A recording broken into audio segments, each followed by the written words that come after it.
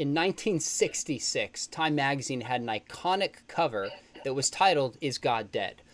My guest today thinks so much has changed scientifically speaking that we should be asking a different question. Not is God dead, but is atheism dead? My guest, you'll recognize him as best-selling author, radio show, TV host, Eric Metaxas, who has a new book out called Is Atheism Dead? Eric, thanks for coming on and talking about your new book. Oh, this little thing? Is that what you're talking about? This little thing? This is no big deal.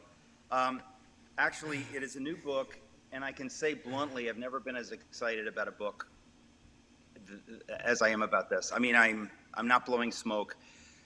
It's kind of funny, Sean, because I never thought I would write about anything like this. I don't normally kind of debate atheists or anything like that. The title is really, I guess it comes from, in 1966, some people remember there was a Time magazine article. I don't remember the article, but I've seen it. It became this cultural lodestone.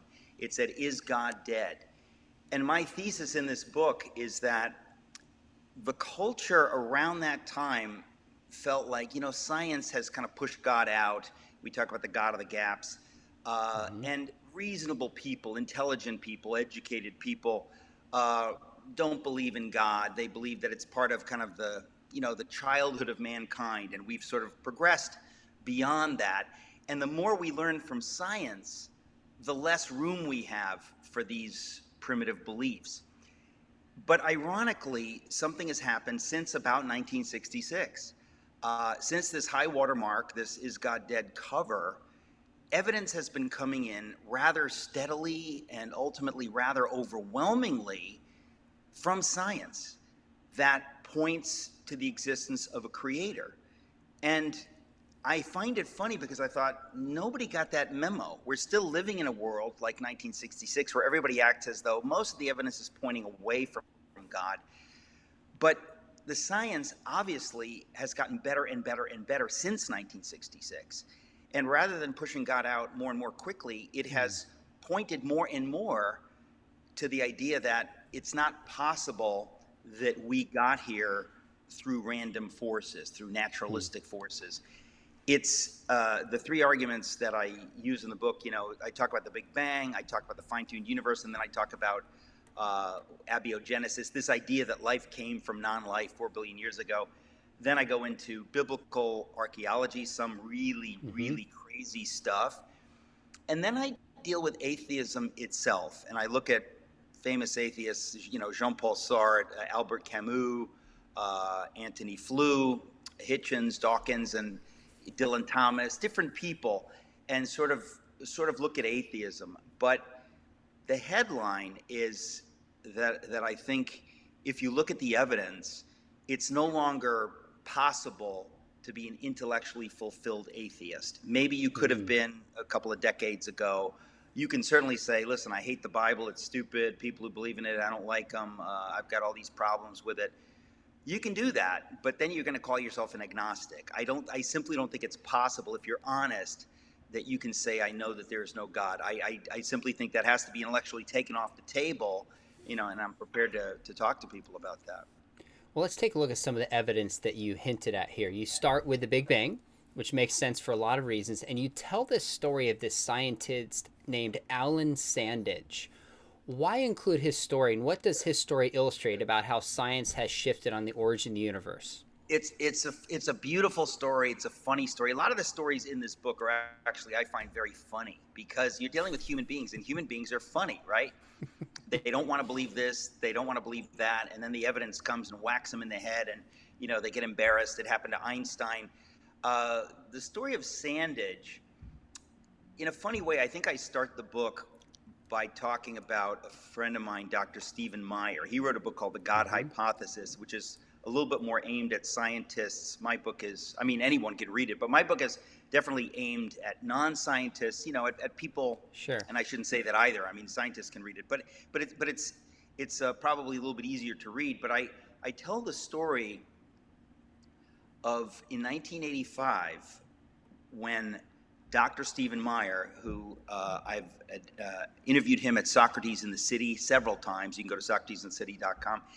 He was at some kind of a conference in Dallas in 1985, and there were a number of people there. There were some atheists, some agnostics, some believers, Christians, and a vote was taken who among this panoply of intellectual giants believes in God, who doesn't.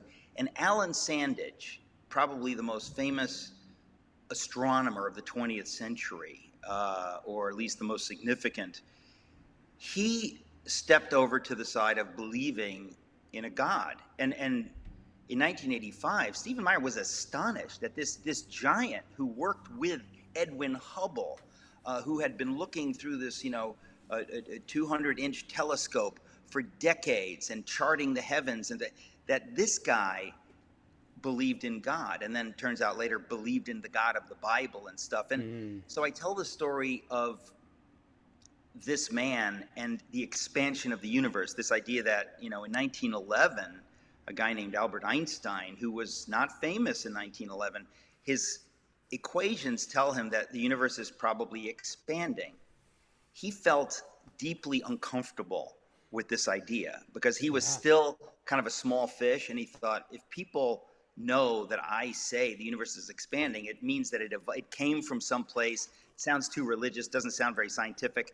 So he bakes in I always forget the term, the cosmological constant. I'll have to look it up in my own book. Yeah, but that's he right. basically says, I'm going to take that back. The universe can't be expanding. And of course, in the years following, a number of people, the Russian Jew Friedman, a Belgian priest, Georges Lemaitre, and then Edwin Hubble himself all said, no, you're wrong, Einstein, or rather, you're right in the first place. It is expanding, and you got it right. And he was kind of annoyed at it. And I thought to myself, if you have a guy like Einstein, who is so insecure that the scientific establishment tells him science and faith are at odds, anything that points to like a creation event is out of bounds, I thought, that alone is a story, that a giant like Einstein was intimidated by the secular scientific establishment in 1911. What does that tell you about science? It tells you that science is made up of human beings doing science, and some of them allow their philosophical presuppositions to bump out what the science leads to. And there's a lot of that in the book. But the Big Bang is the funniest story of all, because you see people kicking against it over and over again. You get people like Fred Hoyle, who coins the term Big Bang. He says it in a disparaging way. And of course, that becomes the term forevermore that we refer to, this 13.8 billion years ago. We call it the Big Bang. And there were people like him they were called steady state universe people. They didn't want to hear the universe began. They said, no, it's always existed. We don't like the implications of a beginning, so we're going to argue that it always existed eternally. And then in 1964, right around the time of this article in Time magazine, right, just around that time, you get the first evidence like, the narrative is already shifting. Just as we're triumphantly claiming there is no God, we get the Kobe background radiation.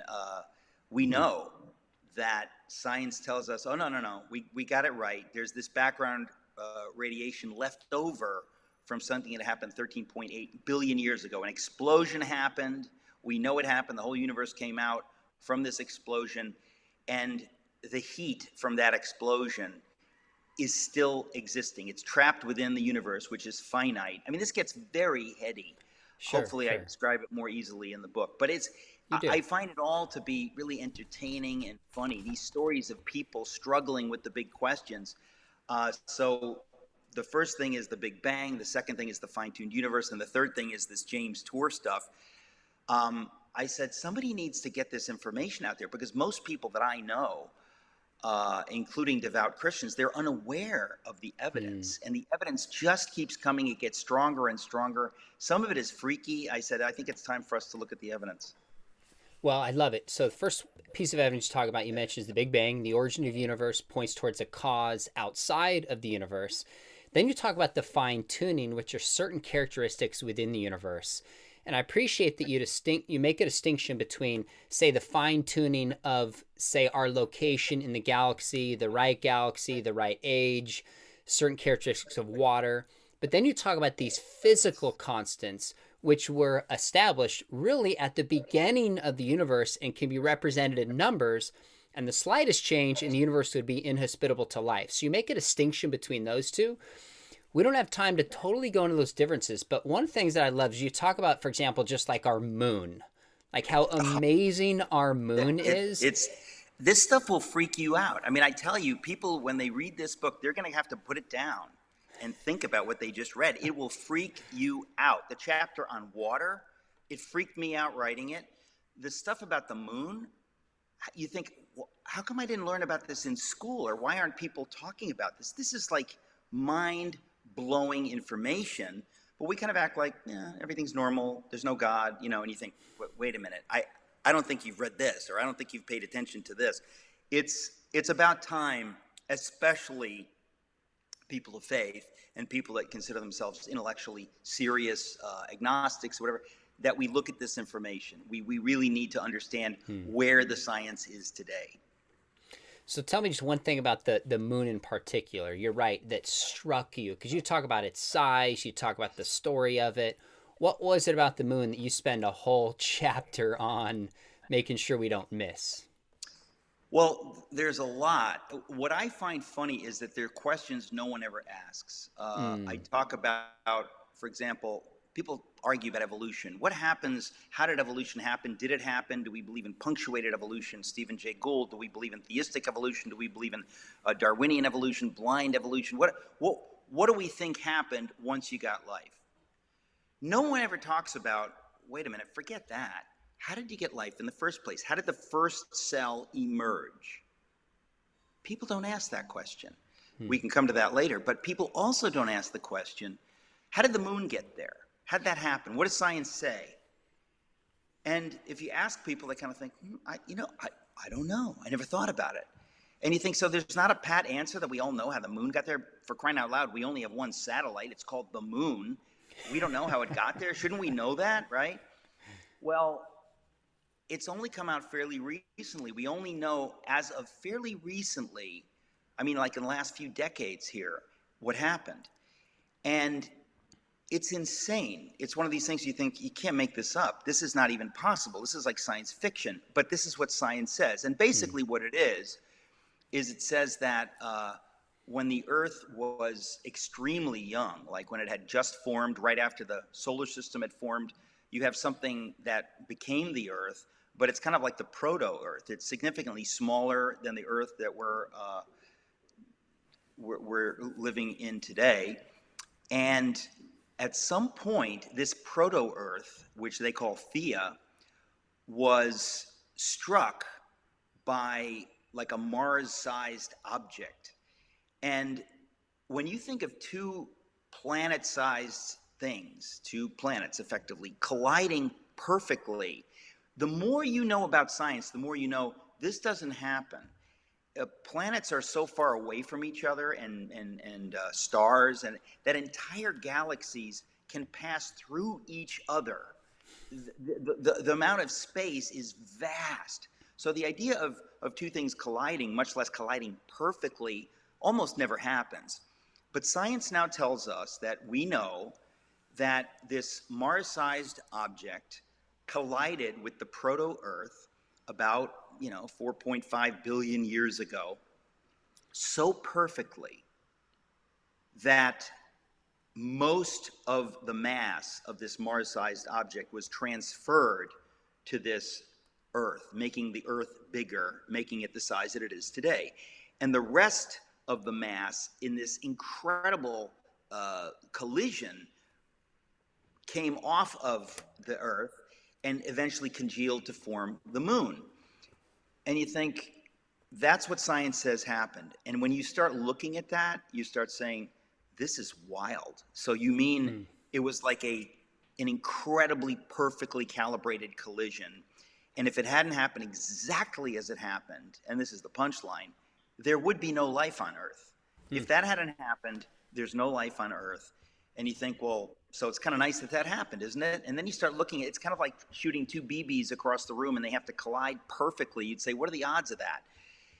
If this had not happened exactly as it happened, for many reasons, there's not a chance, any chance that life would exist on Earth. For one thing, this proto-Earth was too small to have any kind of atmosphere that would really work. It had the atmosphere it had was so thick and so viscous that it would be like trying to breathe sand. There's just no way that anything could form there. So when this other Mars-sized object hits it, it hits it so perfectly and so hard that most of that atmosphere, that thick atmosphere, explodes off of this proto-Earth and gives us the atmosphere we have now, where we can breathe, which is nuts.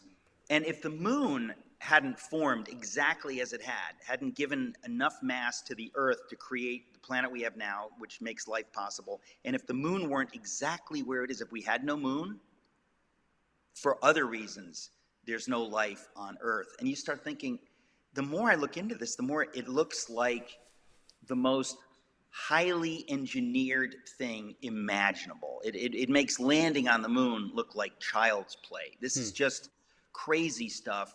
The moon, where it is, if it were not the exact size it is, if it were not as far away as it is, we could not have life on Earth. And you think, why? What does it have to do with anything? The wobble of the Earth was stabilized because of the huge size of the moon. There are all kinds of things. I mean, it's obviously all in the book, but the more you learn, the more you think, this didn't just happen. Anybody who thinks this just happened doesn't know the facts. Once you know the facts, you're kind of stuck. This is just one example that you gave in the book about the moon, about its formation, about its distance, about its shape, about its size. Like, all these factors show that life on our planet is incredibly fragile. The slightest change, we don't have life. But then you also talk about things like these amazing characteristics of water, or which blew me away. That chapter was so interesting. You talk about these surrounding planets like Jupiter that protect us. I know one of the big objections people are going to say is, look, we're looking at this after the fact because we wouldn't be here if all these things didn't happen to observe it. How do you rule out chance, given how big the universe is and how much time it is, as an explanation that's equivalent or better than the divine God hypothesis? It's not even close. Again, I think if you're intellectually honest, you're stuck. There's not enough time for this kind of thing to happen more than once. The level, it's almost like saying, there are 300 dials on a wall, and every one of them is calibrated perfectly. And you go, well, what's the big deal? The big deal is if any one of the 300 dials were off by a quarter of an inch, the whole thing can't exist. The existence of life on Earth, the more we discover, again, this is science moving forward, the more we learn about everything, the more it's clear how perfectly calibrated everything is. You mentioned Jupiter. If anybody's ever seen Jupiter with the naked eye in the night sky, it is a tiny pinprick. It's just so far away, and sometimes you can barely see it. It is unbelievably gigantic, and yet it's so far from us that you think, what would it have to do with us? Absolutely nothing. It's just, zillions of miles away. I don't know how many millions of miles away it is, but just way, way, way, way far away. Can't have anything to do with us. We've learned recently that if that planet were not there, it is so big that its gravitational pull pulls away asteroids, comets, meteors, what have you, that would strike Earth. They are pulled by the tremendous gravity of this massive, massive planet in the direction of that planet or into that planet itself. Well, you suddenly think, like, I've never really appreciated Jupiter, but if it weren't there, along with Saturn, then Earth could have never allowed for life, because, one meteor hitting us, wiped out the dinosaurs 66 million years ago. The Tunguska event in Siberia in 1908, flattened 80 million trees in a millisecond, and that was only 180 feet in diameter. If we had asteroids and things hitting us, there's just not a chance that we could have life on Earth. And you think, oh yeah, and it's because of that. And you think that's one thing. But whoever thinks that if that weren't there, we're not here? And everywhere you turn, there are more and more things like this. And I just don't think, I think when people say it's coincidence or it's chance or it's, I don't think they're doing the intellectual homework. I think it becomes sophistry. You have to deal with that. You have to have a better answer than that, and you have to have a better answer than the multiverse. Those are when people say that kind of stuff. I say to them, listen, it's a free country. You can believe what you want, but you can't expect me to take that seriously. The logic doesn't lead there, so you have to do better. So the three lines of scientific evidence you gave: the beginning of the universe, which is built into Big Bang cosmology, points towards the beginner. The fine-tuning of the universe points towards a fine-tuner and can't be explained by chance. The third one you give, well, maybe I have to cover a little bit more briefly, is about the origin of life, and you tell this experience you have knowing James Tour. Where would you state origin of life research is at, and why you think it points towards God? James Tour is a nanoscientist. He has done stuff in the lab that will take anybody's breath away. He knows more about making molecules and working on that nano level than probably anybody on the planet. He's a humble guy, but that's probably a fact, right? I was talking to him about this. You know, when you talk about how did life come into being, how did the first cell emerge 4 billion years ago in what we call the prebiotic soup? How did that happen? Well, since about 1952, we have been saying, we've been hearing reading in our textbooks and in junior high and in high school that here's how it happened. In 1952, some guys in a lab in University of Chicago ran some electricity through some kind of solution, some kind of amalgam that they thought was reasonably similar to the prebiotic soup. And they got some amino acids because of the electricity. And they said, hey, we're off to the races. Now all we need to do is get those amino acids to form into proteins, and we'll figure out how to get sugars, carbohydrates. We'll figure all that out, but we're on our way. Well, what James Tour says, it has now been 70 years since that experiment. We have not only figured out nothing, we have gone backwards. The more we've learned from science, the more we know that even that first step is flawed. When you realize that science is pointing you away from an answer, it almost becomes funny. 70 years of people working hard on this and realizing that we're frankly entirely clueless, and we're more clueless now than we were in 1952, because in 1952 we were ignorant enough to think that this is the first step and we're almost there, it's around the corner, we'll get there eventually. Now we know absolutely not. For example, when you think of the simplest life, a cell, in 1952, we could kind of surmise that there are very primitive cells, and it's not that tough to get that out of some random sloshing. Now we know that every cell is so breathtakingly complex that there's not the ghost of a chance that was put together randomly by blind forces churning the prebiotic soup around. It just couldn't have happened. At least that's what the science says. So there needs to be a reckoning there too. And I said, I need to write about this. James Tour hasn't written a book about this. He's done some videos and stuff, but I said, I need to put this in my book because people need to wrestle with this, that science is leading us away from easy answers. We could have had easy answers in the past, but the more we learn about the fine-tuning of the universe, the more we learn about the complexity of the first life, the less possible it is for us to seriously say we think we've got this figured out. It seems clear we don't got it figured out, and that the God hypothesis, as Stephen Meyer calls it, is by far more logical and takes less faith than any other hypothesis. So after you talk about these three scientific lines of evidence, you shift towards archaeology, which kind of narrows down and says, okay, maybe this theistic God has revealed himself in some fashion, and the archaeology is one line of evidence pointing, at least for the Old Testament, for example, towards the Judeo-Christian God. Now, you've got chapter after chapter of examples that were so interesting to me, but one of them that jumped out is the biblical story of Sodom. You have a whole chapter on this.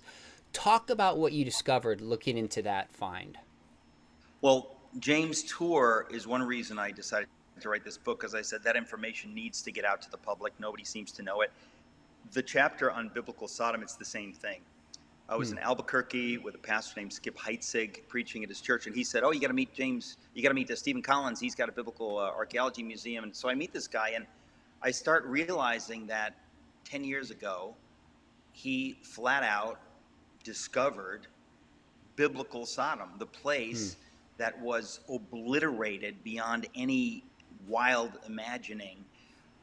He found it. And how did he find it? He found it by reading Genesis and saying, if this is right, it has to be in this area. And nobody ever looked in that area. And that's all complicated. I write about that in the book.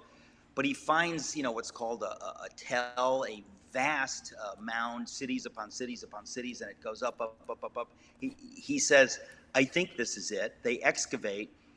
At the level of about 1700 BC, they discover a layer of ash that averages about 5 feet in height everywhere. And no one's ever seen anything like it. And even the scientists who look into this, they say, there's no way that an earthquake could do this. There's no way that a normal fire, a volcano, there's nothing that we know of that can do this except one possibility. And that's what they call a cosmic airburst event.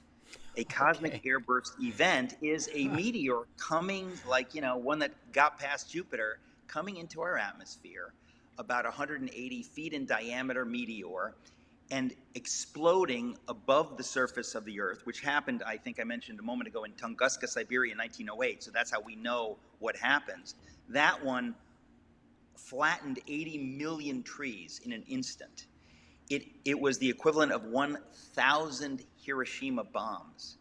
That happened. So when scientists looked at this, they said something extremely similar happened here. There's no other explanation. There's even they found a piece of pottery which was obviously from the period 1700 BC, and this archaeologist, Stephen Collins, he's a ceramic typologist, which means he specializes. He can just look at something and say, I know that era, I know what kind of a jar it is, whatever. He knows right away it's from a pithoi jar, it's the shoulder, and he picks it up, and he says on the other side of it, there's kind of a glassy green glaze, and he says, well, it wasn't possible to create glazes or glass until like 750 AD. And this is 1700 BC. What's going on? So they take it to a lab, and the lab says, there's only one way this could have happened. It was exposed to exceedingly high heat for a very short period of time, like maybe 4,000 degrees Fahrenheit for something like 25 seconds. And they say the only thing that could do that is a cosmic airburst event. That's what happens. The heat is way above that, but initially, but then it for about 25 seconds, it would be around there. And that's the only thing that could melt pottery, that could melt bricks. And it goes on and on and on. It just is so dramatic that, in fact, a couple of weeks ago, Nature, which is one of the top peer-reviewed scientific journals in the world, published a very long peer-reviewed article on this. And I wrote about it in Newsweek magazine. If you go to newsweek.com, you can read my article. But if you want the details, there's a long chapter in the book where I go into this and how it's so clear. I mean, there's just no question. Even the scientists say the correlation from what we read in Genesis to what we're finding with our scientific analysis over a long period of time. 21 scientists participated in this peer-reviewed paper. There's just no question. There's no daylight between the two. And so it seems to, they're not going to go on a limb and say, therefore, we know the Bible is true. But sure, what are the implications of this? Who thought we could go that far back in the Bible? People thought King David, who is 700 years after Sodom and Gomorrah, they thought he's a mythical king. Well, in 1993, they found a stele, a military monument listing the House of David. The evidence keeps coming out. It keeps coming out. And I said, I think it's time to put some of this in a book to show people that if you want to say the Bible is a collection of folktales, the evidence has become overwhelming that that's at least not the case. I'd love that you have written this for so many reasons, but I was actually in Israel about 2 years ago and got a tour of the Palace of David. And the guy who gave me a tour was a Jewish scholar.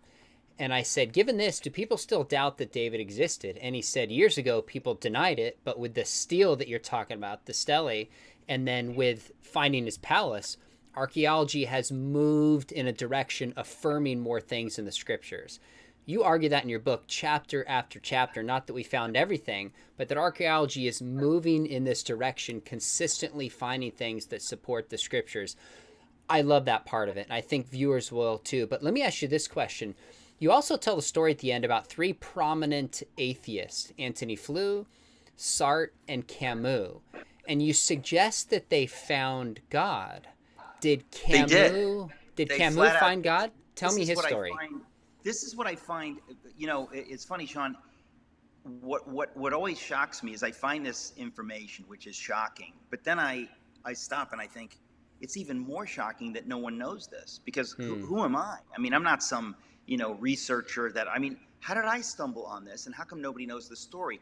And that's a long story in and of itself, but when you think that three of the biggest names in atheism, and these are serious atheists, I can't take Christopher Hitchens and Dawkins seriously when it comes to atheism. I think that they're really just, they have a kind of an animus against faith. They're very angry. They're very clever, but their arguments are, I find them very shallow. But not Sartre, not Flew, not Camus. They took it really seriously. They struggled with this idea of a world without God. We don't believe there's a God, but we're not happy about it. We're trying to work this through. How can life have meaning? How can I care for others in a world without God? And so they were wrestling with this, and nobody knows, and I didn't know 8 months ago, that all three of them came to believe in God. Now, the story of Camus and the story of Sartre, both of them, it seems to me, came to believe not just in God, but a God which is either the Christian God, or they were right on the verge of that. And I thought, how is it that nobody knows this? And I think it's for many reasons, but one of the things is just that in 1966, this high water mark of atheism, of this idea of a world without God, God is, God dead, people kind of brushed that stuff off. And the media tended to, I guess, ignore it. In the case of Camus, nobody knew about this really until a book was published around the year 2000. And it's loony that the man who had these conversations about God, this minister who was in Paris during the summers in the 50s, that he decided not to write about this until he was like 92 years old. But he gives every detail. He must have kept notes and stuff. And the same thing with Camus. Camus is a little different. People did know that he came to faith, and people who were very close to him were furious at his betrayal. They thought, this is just, a senile old man. He was not. I mean, he was very cogent. People accused Antony Flew of the same thing. So when you think that three people who struggled with atheism more rigorously, more honestly than almost anyone in the 20th century, all three of them come to believe in God, I thought to myself, that's like the biggest headline. I can't make it up. When I started writing the book, I had no idea about this myself. It was in the course of my research that I bumped into this, and I started putting it together. I thought, I always think, am I missing something? No. I mean, the facts are there. The footnotes are there. The bibliography is there. You can read what I wrote. This is amazing, and it's another reason I say that I don't think atheism is tenable. If you want to say you're an agnostic, that's, to me, makes sense if you have a lot of questions. But the idea that we can say there is no God, at this point, it's hard to know how to take that seriously. Let me ask you a final question, more of a personal one. I've read a lot of your books. I've been on your show. You've been gracious to have me on and heard you interviewed a ton of times. I don't know that I know your story to faith. Was it while you were at Yale? Was it before? Why did you choose to become a follower of Jesus, Eric? Well, as the cliche, of course, is I didn't choose it; it chose me. It was not something that I did gleefully. It just kind of happened to me. I think I write about it in my Miracles book, and I write about it at length. My last book is Atheism Dead, is my new book, but my last book is called Fish Out of Water, and I tell the story of my life. And anybody who wants to get the details should read Fish Out of Water. A lot of very, very funny stories. It's growing up, just crazy stuff. But ultimately, I lost whatever faith I had at Yale. And I kind of drifted out into the world, was struggling as a writer, and really was totally lost. And at that point, pretty much an agnostic. I had no clue what I believed. I didn't really believe anything. And I ended up moving back in with my parents, which was a really tough time because they're European immigrants who've been through hell, and they think, you went to Yale and you're back home. What's your problem? Like, why don't you have a great job?